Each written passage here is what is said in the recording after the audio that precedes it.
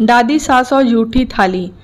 दादी क्या है, आप कभी तो अपने लिए अलग थाली में परोसा खाना खाया कीजिए, हमेशा बाबा की छोड़ी थाली में ही खाती हो, बहू राधा ने मनुहार से कहा। मगर दादी ने हल्की सी मुस्कान के साथ मना करते हुए कहा, दुल्हनिया हम तुम्हारे बाबा की ही थाली में खाएंगे, उम्र बीत गई है इतनी। राधा की ये दादी का बाबा की छोड़ी हुई थाली में भोजन करना बड़ा अटपटा सा लगता, पर मायके में भी अम्मा और घर की स्त्रियों को ऐसा करते देखती तो कुछ भी पूछ न पाती। पर उसकी ससुराल बड़ी ही अनोखी थी। राधा के ससुराल में रिश्तों को मजबूरीवश निभाया नहीं जाता था, अपितु उन्हें जिया जाता था।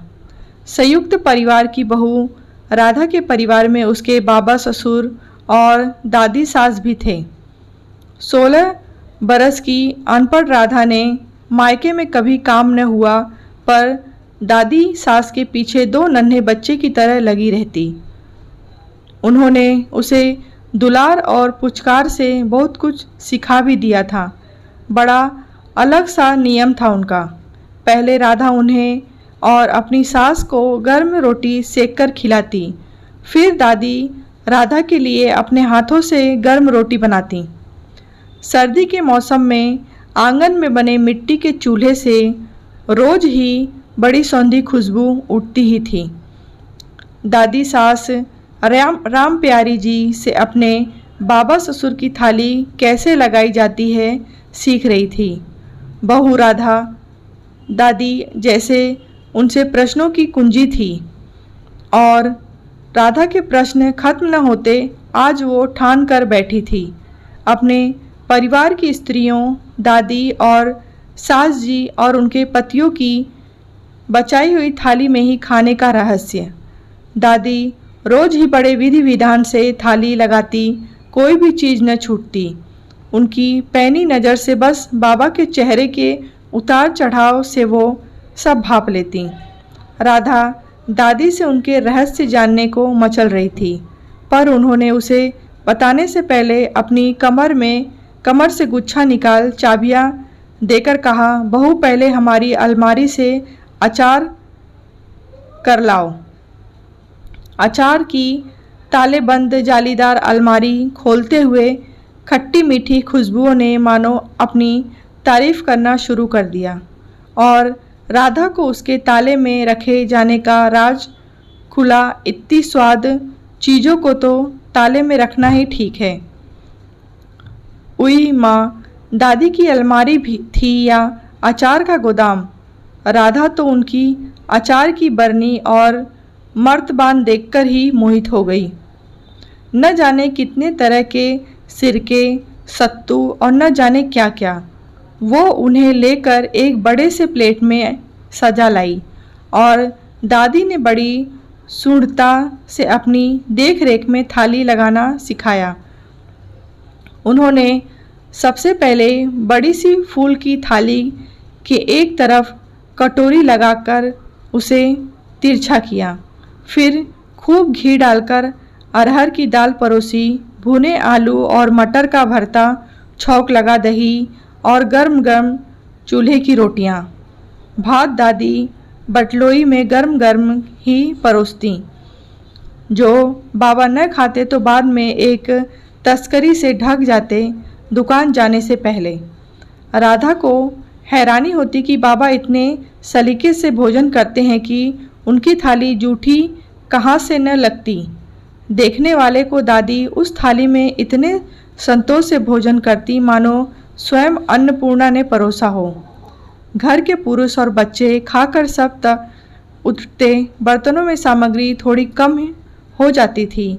बाबा दुकान जा चुके थे और राधा के ससुर जी भी।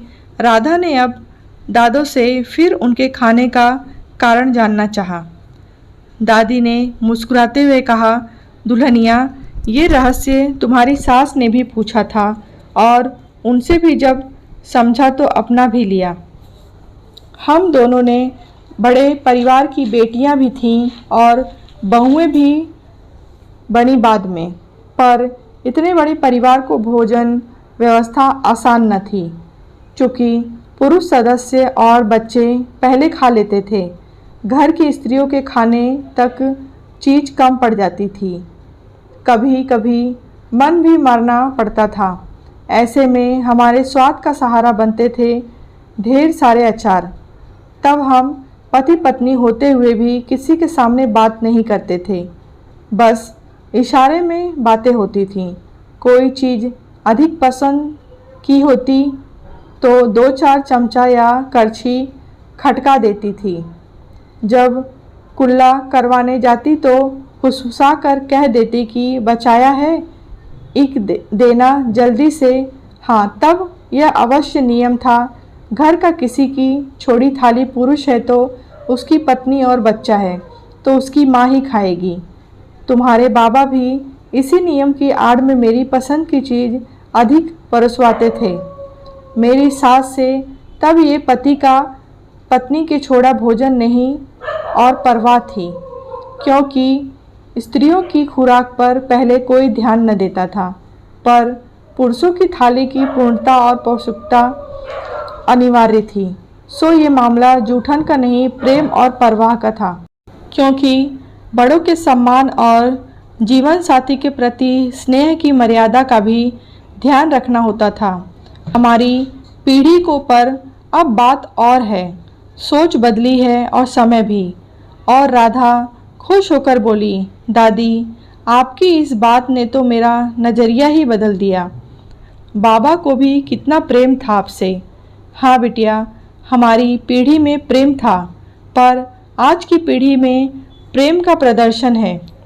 राधा ने बात लपकते हुए कहा, अब मुझे बाबा की थाली में जूठे भोजन नहीं, उनके निस्वार्थ नेह का दर्शन होगा।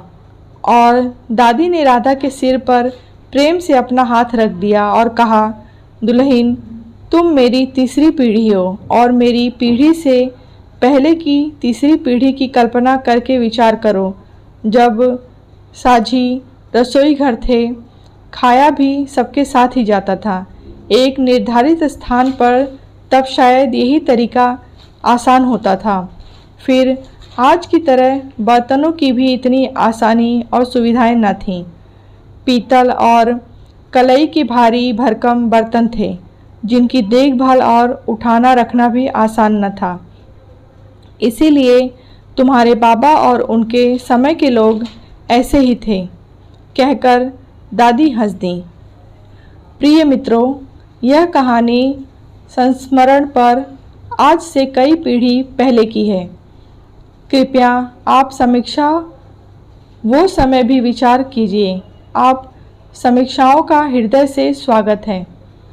जूठे भोजन का मैं भी समर्थन नहीं करती। कहानी आपको कैसी लगी है कमेंट बॉक्स में बताएं। कहानी अच्छी लगी हो तो लाइक करें, शेयर करें।